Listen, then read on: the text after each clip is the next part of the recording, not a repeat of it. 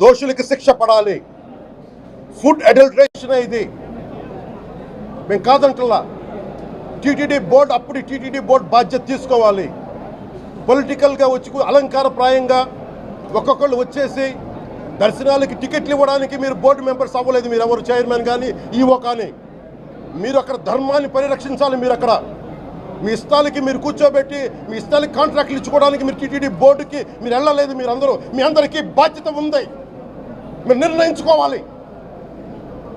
ఎవరికి కోపాలు రావు, ఎవరికి వేదన రాదు, ఎవరికి బాధలు రావంటే కుదరదు. వస్తాయి బాధలు, వేదన ఉంది, మాట్లాడతాం. మర్చిపోకండి ఎవరు ముఖ్యమంత్రి, గత ముఖ్యమంత్రి గారు కూడా నేను చేస్తా ఉన్నాను, జగన్మోహన్ రెడ్డి గారికి కూడా. ఇదే చర్చికి జరిగితే మీరు ఊరుకుంటారా? ఒక మసీదుకి జరిగితే ఊరుకుంటారా? ఒక తిరుమలకు జరిగినప్పుడు ఎందుకు వెనకేసుకొస్తారు? రాకండి. ఏ మతం మీద దాడి జరిగినా సంపూర్ణంగా నాతో సహా మేము ఖండిస్తాం, బయటకు వస్తాం. ఇస్లాం మీద దాడి జరిగితే మేము మాట్లాడతాం, క్రిస్టియానిటీ మీద దాడి జరిగితే మేము మాట్లాడతాం, హిందూ ధర్మం మీద, సనాతన ధర్మం మీద దాడి జరిగితే కూడా నేను మాట్లాడతాను. ఇది మొదటిసారి కాదు, మేమందరం మాట్లాడతాం. ఇది ప్రాథమిక హక్కు. ఇది పరస్పర విశ్వాసాలను గౌరవించుకోవడం చాలా చాలా అవసరం. ఇది అందరికీ తెలియజేస్తున్నాను. ఇది దోషులకి కఠిన శిక్ష పడాలి.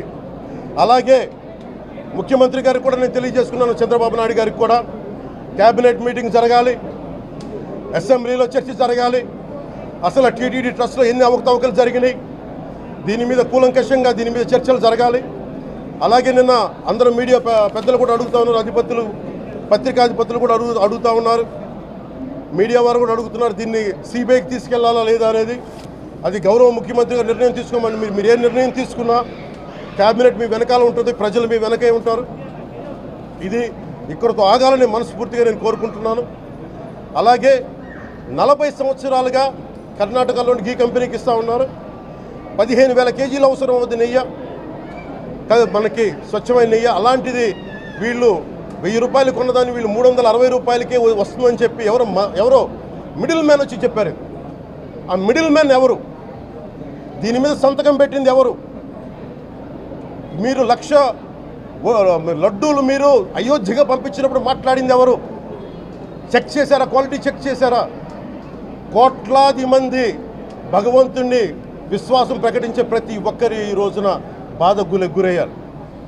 నాకు నిజంగా ఇంకో వేదన కూడా ఉంది. ఇది ఇంకొకరు నిందించట్లా.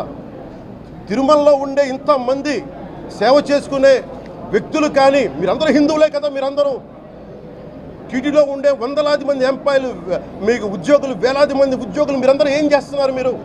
మీరు హిందువులు కాదా? మీరు స్వామివారికి అపవిత్రం జరుగుతూ ఉంటే మీరు కల్తీ నేచరు మీకు తెలిసి కూడా మీరు ఎందుకు కాముకున్నారు? భయపడ్డారా? వైసీపీ అంటే వైవి సుబ్బారెడ్డి గారంటే భయపడ్డారా? ధర్మారెడ్డి గారంటే భయపడ్డారా? ఏ స్వామి అయితే మీకు ఆశ్రయం ఇచ్చారో ఆ స్వామికి అపవిత్రం జరుగుతూ ఉంటే మీరందరూ కామ్గా కూర్చునే మీకు ఎలా వచ్చింది మీకు? ఇది నేను సాటి హిందువులను కూడా నేను ప్రశ్నిస్తున్నాను. మీరు కూడా తప్పు చేశారు దీంట్లో. ఇది ముందుగా ప్రతి హిందువు గౌరవించాల్సింది. దీన్ని మీ మతాన్ని మీరు గౌరవించుకోండి ఫస్ట్. ప్రతి హిందూ నేర్చుకోవాలి. ఇది ప్రతి హిందువు ఆత్మపరిశీలన చేసుకోవాలి. మీరు బయటికి రావాలి.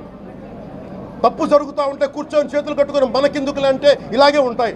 ఇది మారాలి. ఇది అందుకు నేను కూడా దీంట్లో భాగమే. కాబట్టి నిజంగా నాకు ఇన్ని సమస్యలు చెప్పారు ఇన్ని సంవత్సరాలుగా.